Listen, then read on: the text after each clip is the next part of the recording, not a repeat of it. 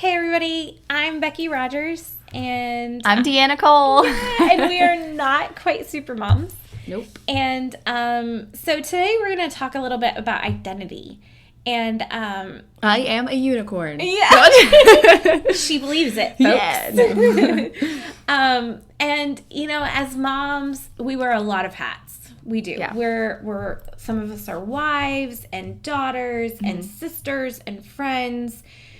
But motherhood takes on a whole other hat. It's a big one. It would be like one of those sombreros. Like, it's a big hat we wear. It pretty much encompasses all the other hats just kind of have to somehow fit on top. Like, it's important. It is important. It is important. And so, okay, a question to you. And obviously, I know you can't answer me, but just answer to yourself in your car or in your living room or wherever you're listening to this. What kind of mom are you? First thing that comes to mind, what do you see yourself as? Like, what kind of mom? Like, if you knew a category of mom, what kind of mom are you? Whatever pops into your head first, that's kind of what you see yourself as. Yeah.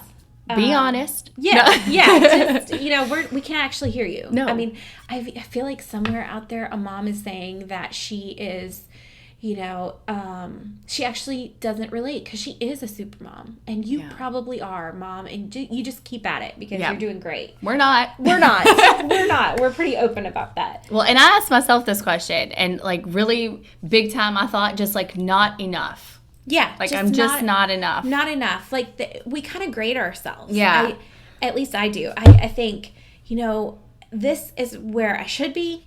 And we use a lot of things to grade ourselves. We use our own moms or the rose-colored glasses we put on about our childhoods and how we think our moms were or how they would have handled it.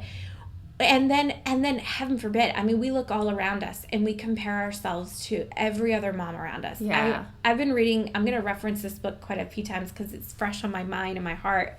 But I've been reading Never Unfriended from Lisa Jo Baker. And she said in her book that one of the biggest things that we all think, and if she wrote it and she thinks it, I know I think it, but we look around and we look at other ladies, other moms, whatever, and we think they have it all together. Yeah. We think everybody else has it all together. But the truth is, in your heart, you're probably identifying yourself as either a C-. Yes, exactly. We grade ourselves, and we're our worst critics. We are our own worst critics. Yeah. And maybe you see yourself as not something. So, I'm not a Pinterest mom. That's for sure. There have been times when I actually thought of myself as a Pinterest mom. I really wanted to be a Pinterest mom. And I've gone through phases where I've pinned 3,000 pins in 2 weeks because I was going to just conquer all of these awesome DIY ideas and, party ideas and, recipes. Don't even get me started. I was going to make all these recipes. Ooh. And then I opened my fridge. I'm like, why did I buy shredded? Paprika. Yeah. What is paprika even for? Oh, yes. Okay. That was a joke from a while ago, not on the podcast. And anyway. Okay, but really, what is it for? I don't know. But, I think it's it's a spice. Makes your food vivacious. Okay. That's what it does. Anyway. Good moms would know that. Yeah. But I don't. Maybe you see yourself as not a clean freak. No. That is definitely not me at all. Yeah. But you know what? I just think I'm preparing my children for the future because if they got a dirty house now, they won't want one when they're older. They'll be like, I'm having a clean house because my house as a child wasn't. Yeah. And I don't know. I just kind of embrace the clutter. You're going to come to my house. You're going to see some dust. Just be prepared. It's going to be there. Or I have a dog.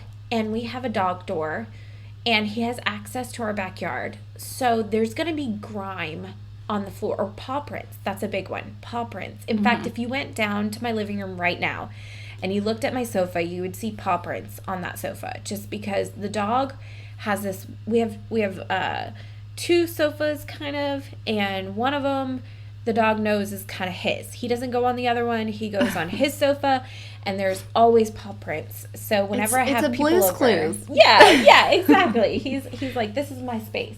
Yeah.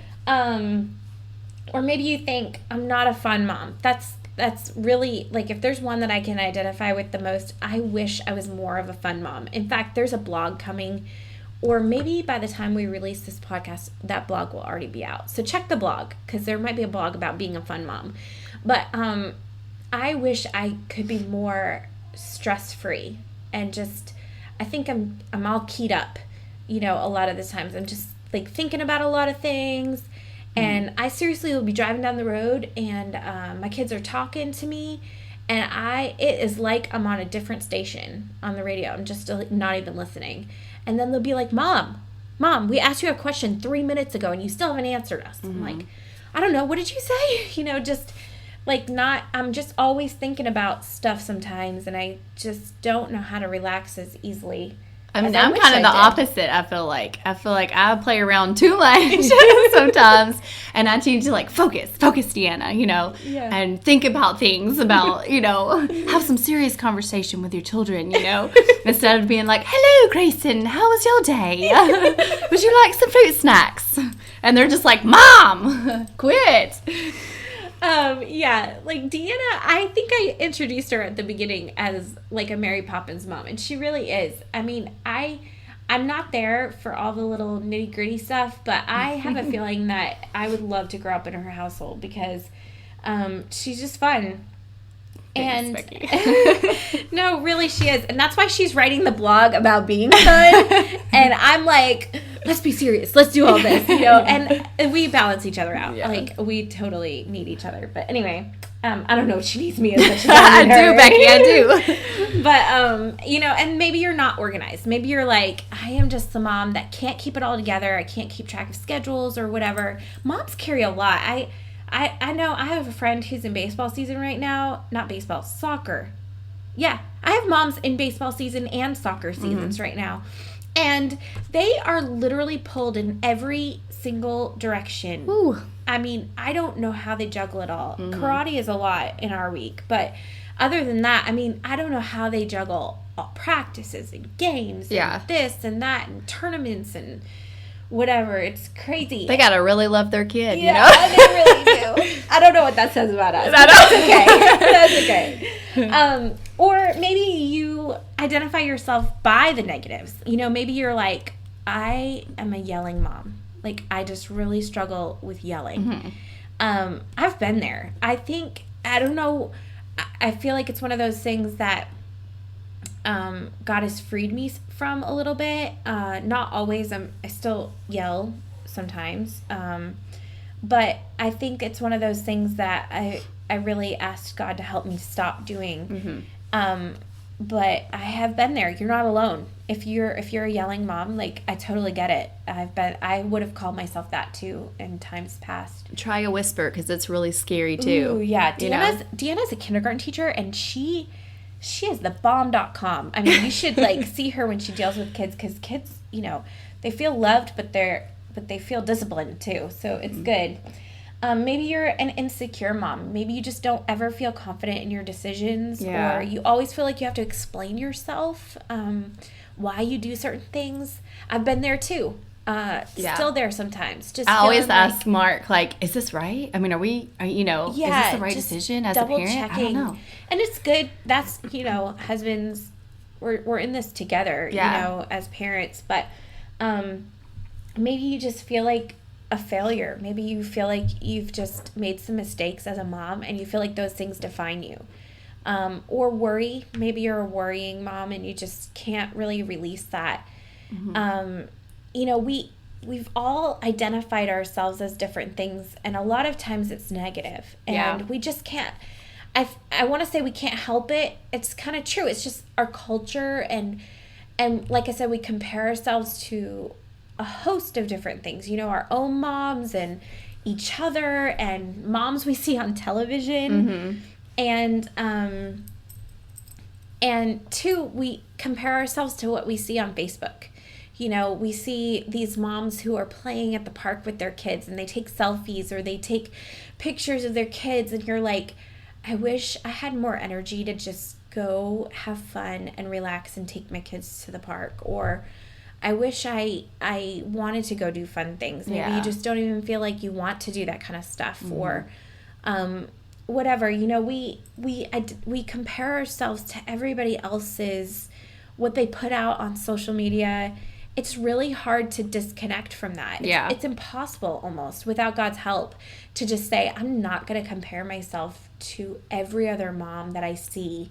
I'm going to be me, and I'm going to do me really well, and I'm going to ask God to help me. But there was this illustration, and really it's a verse that helped me a lot, and I wanted to share it with you because I think it really gets down to the nitty-gritty of who we are and our identity, and especially as a mom. And I heard it on one of Stephen Furtick's messages from the Chatterbox series. We've talked about that series before, especially the Voices in Your Head. That was the one that we talked about this before. But there was an illustration and a verse he used from that in that series, and it's from the Ten Commandments, Exodus chapter 20, and verse 7. It says, "Thou shalt not take the name of the Lord thy God in vain." I'm reading from the KJV. It says, "For the Lord will not hold him guiltless that taketh his name in vain." And everybody uses that verse, as Stephen Furtick said, everybody uses that verse as a don't curse, don't say bad words, whatever. And we teach our own kids that, we're like, don't use God's name in vain, and that's totally true. Not contradicting that at all. It's definitely true. But if we look at the word take, and if you take something, like for instance, when you, maybe you're married, and when you got married, you may or may not have decided to take your husband's last name. And when you did that, if you decided to take his name, then you had to go, like I did, down to the Social Security office and change your name. You actually had to take off your maiden name or make your maiden name your middle name, or however you decided to do it, but you took your husband's name. So suddenly, instead of being who I was, my maiden name was Turgeon. Instead of being a Turgeon, I'm a Rogers now. That's my husband's last name, and that's who I am. And it identified me as somebody different. I actually took a different name. Yeah. And I think if you look at that verse in light of taking on a name, and it says, "Thou shalt not take the name of the Lord thy God in vain." So, when we become Christians, when we decide to follow Christ, and we actually decide to put our trust in Him and be the person that He wants us to be, we become a Christian. We take on the name of a Christ follower. And in fact, it says in the Bible, in the New Testament, it talks about people were first called Christians at Antioch, I think it was. I could be wrong. But anyway, they called them Christians because they were acting like Christ. That's why they called them Christians. And if we name ourselves as a Christian, we're actually taking God's name. So before you start to worry, think about it. Just like you took your husband's name, if you take God's name and you say, I am a Christian, I name the name of Christ, I take His name.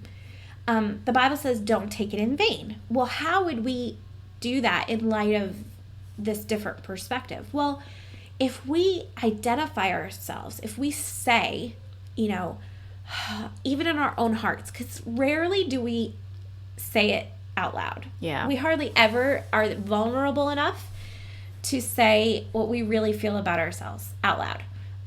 Usually that's just in our own hearts, which is its own kind of poison, but still. If we in our own hearts say, well, I'm such a failure as a mom, we're actually taking God's name in vain, because he gives us his name. We take his name. We say we're following Christ, and we are who he has made us to be. Yeah. And it actually is a lie to say that I'm a failure, or I'm a bad mom, or I'm a yeller, because he is none of those things. And if we're taking his name, then we have his identity. And I know we can't do it in and of ourselves. I know we're not perfect.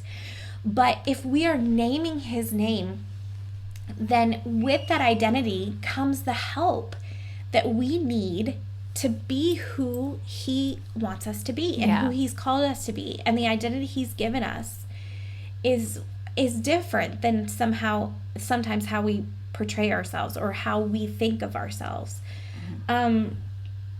Through him, none of us are bad moms. And with his strength and his help, even if you've made mistakes, we all have made mistakes. We've all had moments where, we were not the mom that God wants us to be. We're not the Christ-like mom.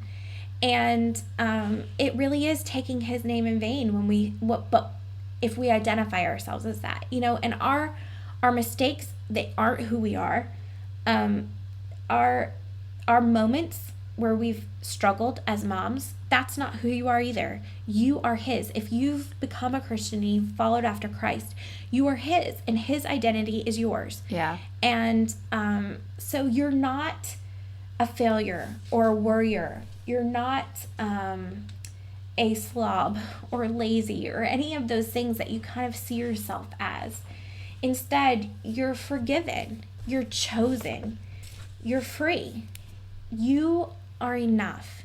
And I read an article recently that said, we can't say that we're enough, but through him, yes, you are. You are enough through him. You have everything you need to be a good mom. And no, you can't do it in and of yourself. In and of yourself, we are none of these things. Right. None of us. But through him and with his identity and with his help, we are all of these things. We're everything that our kids need us to be. We are that. On every single moment and every single struggle, when we feel ourselves slipping into the yelling patterns, or we feel ourselves slipping into that almost like depression of like, I can't do it, I'm not good enough, I won't measure up, I'll never measure up. Those are all lies of the enemy, and we have everything we need through him, and with his identity, we have everything we need. You are wanted. Sometimes, especially as our kids get older, we aren't needed as much. Yeah. They can dress themselves. Praise Jesus, they can go to the bathroom themselves. Yeah. They can do so much more for themselves. They're becoming more independent, at least our kids at these ages. And maybe your kids are already teenagers, or they're out of the house, they're in college, or they're married.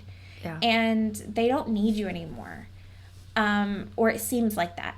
You are wanted and you are needed. And you still have a role as a mom. And it may be different than it was when they were 5 or 7 or 10 or teenagers even. But you still have a part to play. And he has an identity for you that is good. And he calls you his beloved. And, you can share that love with your kids, even if they're in their 20s. You can still be the love of Christ to them. And then when you have grandkids, you can be the love of Christ to your grandkids and show them who Jesus was just by how you act and how you teach them and the direction you point them. You're adored and fearless. You're not insecure anymore. Don't call yourself that. Don't question. Just trust God that he's going to give you the direction you need for your kids, for your family. He's going to help you make decisions, and then don't make apologies for them. Mm-hmm. As long as you've done what God wants you to do, and you feel like you've put your trust in him, you've prayed, and you've kind of sought his will for your life, then you don't have to, apologize for the decisions you make for your own family. You're a daughter of the King. You are a leader. And all of those things are positives. And that's who Jesus is. He is he isn't forgiven because he didn't ever sin, but he forgave us, and he gave us that forgiveness as our identity. And he chose us, and he's chosen by God, and he is all of these positive things. And if you look in the scripture, you can find all of the things that Jesus was. We can be that too, you know, and we can portray and model the love of Christ to our kids by just who we are. So if you're struggling, if there are things that you wish you could change, if you feel full of regrets, put them behind you. Just pray today and say, God, I give those up. I'm taking your name, and I'm not going to take it in vain. I'm going to be who you've called me to be. I am strong. I am loved. I'm secure, and I'm free. Right. And I don't have to be burdened down by all of those negatives, you know? Yeah. So we hope that this has been an encouragement to you. I know there are some of you that are struggling. Maybe you've had one of those days where your identity wasn't who you want it to actually be. And we're there with you. We have those days too. But we just pray that God would help you and would use this to be an encouragement and blessing to you. Mm-hmm. And we want you to know that we're praying for you. We love you. Yeah, so like Becky said, y'all, stop those negative thoughts that you have about yourself, because you're better than that. And it is a lie, We are forgiven, we're chosen, loved, we are enough, we're wanted, adored, fearless, and secure. We're a daughter of the King. And trust me, I've felt those negative thoughts before. And, they can really affect your life. So stop thinking that way. You're awesome. You're awesome, mama. And, you try your best and you pray, give it to God. And we love you guys. We hope that this resonates with you and that you have a wonderful rest of the week. Bye. Bye.